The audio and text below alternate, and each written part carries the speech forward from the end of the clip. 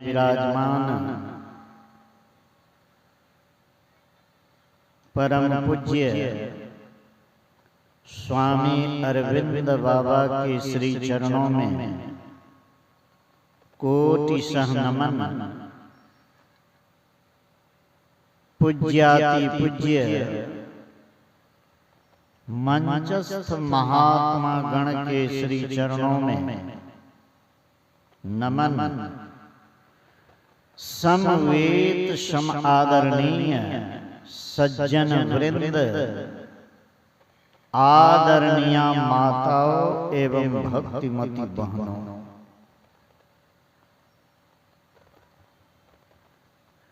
द्विदिवसीय ज्ञान यज्ञ के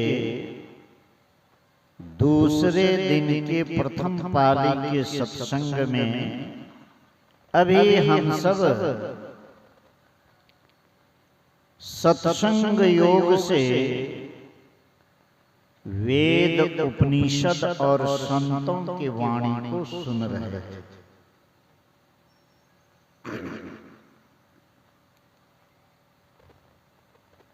जिसमें ईश्वर के संबंध में चर्चा आई।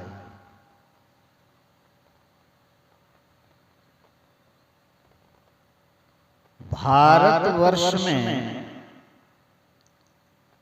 विभिन्न जाति धर्मों के लोग रहते हैं और ईश्वर के संबंध में लोगों का भिन्न भिन्न तरह की मान्यता है।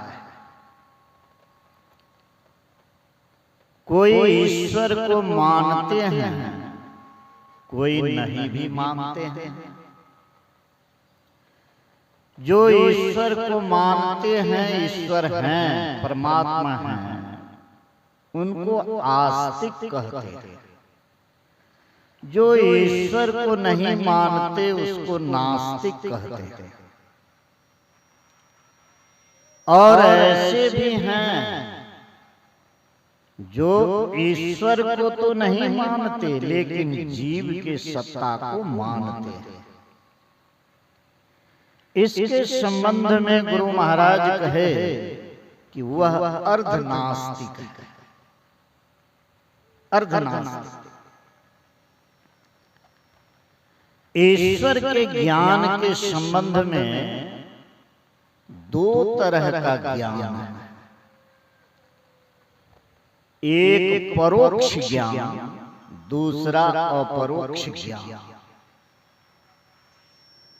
परोक्ष ज्ञान कहते हैं अप्रत्यक्ष ज्ञान, और अपरोक्ष ज्ञान कहते हैं प्रत्यक्ष ज्ञान। ईश्वर का प्रत्यक्षीकरण हो गया। यह दो तरह का ज्ञान है। और वेद का अर्थ ही तो ज्ञान होता है। वेद माने ज्ञान,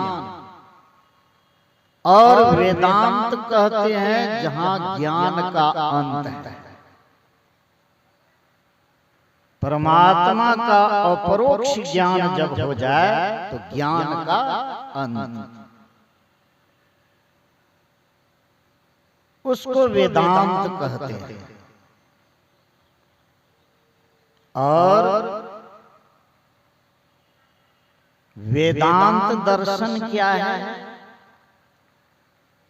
ईश्वर और जीव के संबंध में जो विचार ज्ञान है उसको वेदांत दर्शन कहते हैं। उसको वेदांत दर्शन कहते हैं। अपने देश में वेदांत दर्शन के 6 आचार्य हुए जिन्होंने ईश्वर और जीव के संबंध में बतलाया।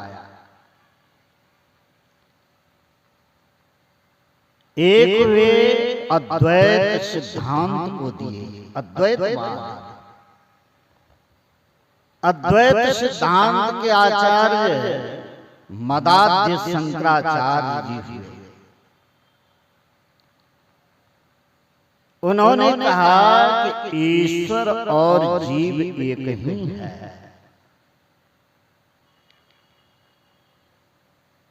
ईश्वर जो परमात्मा है वही जीवात्मा है। यह जीवात्मा इसलिए कहलाता है, इस पर आवरण है, जड़ चेतन की ग्रंथि पर गई है, तो जीव कहलाता है। आवरण से रहित यदि हो जाए तो वह शिवात्मा ही है। दोनों एक ही तत्व है। यह है अद्वैत सिद्धांत। ईश्वर के संबंध में, जीव के संबंध में यह ज्ञान। दूसरा है द्वैत। द्वैत के आचार्य हुए,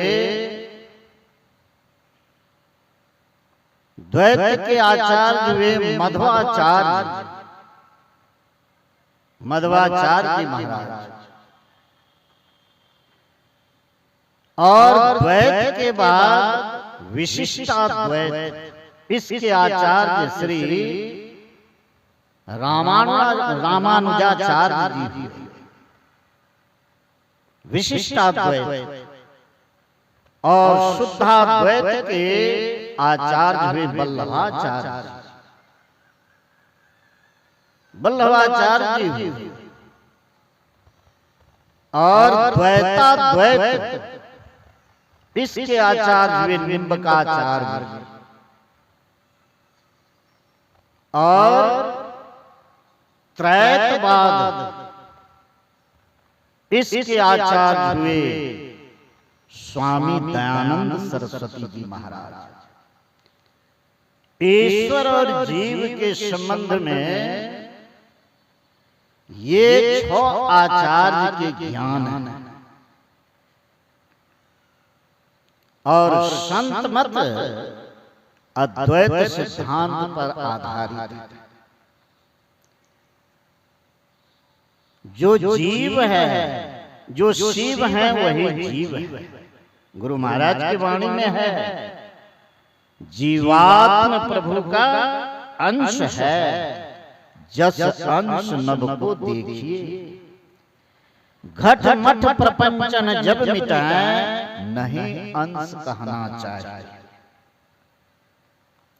परमात्मा का अंश ही जीवात्मा है, भिन्न तत्व नहीं है। यह जीवात्मा कैसे बना? गुरु महाराज की वाणी में है, शुद्ध आत्म तत्व जड़ और चेतन त्रय संग, 3 का संग हो गया तो यह जीव है। जब जड़ चेतन की ग्रंथि छूट जाए, मिट जाए, तो वह शिवात्मा ही है। शिवात्मा ही। इस तरह का ईश्वर के संबंध में ज्ञान है। पहले तो परोक्ष ज्ञान। परोक्ष ज्ञान श्रवण मनन और निधिध्यासन के द्वारा होता है। निधिध्यासन कहते हैं साधना रत है। साधना काल में है, ईश्वर का प्रत्यक्ष ज्ञान तो नहीं। साधना का जब अंत होता है तब परमात्मा का प्रत्यक्ष ज्ञान होता है। उसको अपरोक्ष ज्ञान कहते हैं। अपरोक्ष ज्ञान कहते हैं। पहले श्रवण मनन ज्ञान है, ईश्वर के संबंध में सुनिए, समझिए वह परमात्मा है कैसे और कहां है। सुन रहे थे हम लोग ईशावास्य उपनिषद में, वह परमात्मा सर्वत्र हैं, उन्हीं से सब आच्छादित है, उन्हीं से आच्छादित।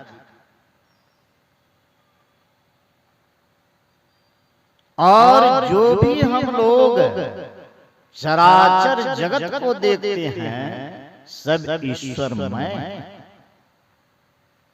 सब ईश्वरमय। गोस्वामी तुलसीदास जी महाराज ने कहा, अचर रूप हरि सर्वगत सर्वदा, वसत इति वासना भूप दीजय। जो भी अचर रूप है सब ईश्वर का ही रूप है, ईश्वर का ही रूप है। मैत्रायी उपनिषद में आया है, ईश्वर के दो रूप हैं, ईश्वर के दो रूप, एक मूर्त रूप दूसरा अमूर्त रूप। मूर्त रूप का ज्ञान इंद्रियों के द्वारा होता है, जो अमूर्त है उसका ज्ञान इंद्रियों के द्वारा संभव नहीं है। जो मूर्त है उसका नाश है, उसी को माया कहते हैं। और जो अमूर्त है उसका नाश नहीं है, उसका नाश नहीं है। उदाहरण के लिए हम लोग समझें, जैसे अभी जो मैं पहना हूं इसको क्या कहेंगे? कुर्ता। यदि इसको कोई रुई कहे तो लोग हंसेंगे, है कुर्ता कहता है रुई, कुर्ता पहने। कुर्ता के सभी सिलाई को खोल दीजिए तो अब क्या हो गया? कपड़े का टुकड़ा, उसको कुर्ता नहीं कहेंगे, कुर्ता गायब हो गया। अर्थात जो मूर्त रूप है उसकी स्थिति नहीं रहती। अब हो गया कुर्ता का टुकड़ा, अब कुर्ते कपड़े के टुकड़े को के धागे को निकाल दीजिए। अब कपड़ा भी नहीं रहा, हुआ हो गया धागा। फिर उस धागे को धुन दीजिए तो हो गया क्या? रुई। मूल रूप में रुई है, उसी का रूपांतरण है। उसी तरह जो चराचर जगत हम लोग देखते हैं वह ईश्वर का ही रूप है, ईश्वर का ही रूप है। जो देखते हैं इंद्रियों के द्वारा ज्ञान होता है उसका नाश है, और जो जिनका नाश नहीं है, जो अमूर्त है उसका नाश नहीं, उनका ज्ञान इंद्रियों के द्वारा संभव नहीं, संभव नहीं है। इसीलिए वेद में कहा गया कि इंद्रियों के द्वारा परमात्मा का ज्ञान संभव नहीं है। अर्थात जो अमूर्त है उसका ज्ञान संभव नहीं। उसका ज्ञान कैसे होगा? उसको कौन पहचानेगा? आप स्वयं पहचानेंगे, चेतनात्मा पहचानेगा, उसको ज्ञान होगा कि वह तत्व कैसा है। चेतनात्मा को उसका ज्ञान होता है, और यह ज्ञान कब होगा? निधिध्यासन के अंत में अनुभव ज्ञान। उस समय परमात्मा का ठीक ठीक ज्ञान होगा कि वह परमात्मा कैसे है। और अपरोक्ष ज्ञान में तो परमात्मा से एकता ही हो जाती है, एकता ही हो जाती है। इसीलिए ईश्वर के संबंध में यह ज्ञान है। वह परमात्मा जो अमूर्त है वह है कैसे, इसके संबंध में गुरु महाराज की वाणी में हम लोग सुन रहे हैं। प्रभु अकथ अनाम अनामय स्वामी गोगुण प्रकृति परे। प्रभु परमात्मा कैसे हैं? अकथ, उसके संबंध में कहा नहीं जा सकता। अनाम, उसका कोई नाम नहीं, जब भी नाम रख दीजिए तो सगुण हो गया, गुण के अंदर आ गया। अनाम अनामय स्वामी रोग रहित है परमात्मा। स्वामी सबके मालिक हैं, गो गुण प्रकृति परे। गो कहते इंद्रिय, इंद्रियों के ज्ञान से वे परे हैं। ऐसे हैं परमात्मा, वह तत्व है। इनको जो जान जाता है वह मृत्यु के मुख से छूट जाता है, आवागमन के चक्र से छूट जाता है। इसीलिए संत मत में इसी परमात्मा को जानने के लिए कहा गया। और परमाराध सदगुरु महाराज जो हम लोगों को भजन करने का भेद दिए हैं, इसी तत्व को जानने के लिए इसका अभ्यास दृढ़ता से करेंगे तो अंत में परमात्मा का ज्ञान होगा, दुखों से छूटेंगे, सुख की प्राप्ति होगी। समयानुकूल यही सुनाया। बोलिए श्री सद्गुरु महाराज की जय। बोलिए प्रेम से श्री सद्गुरु महाराज की।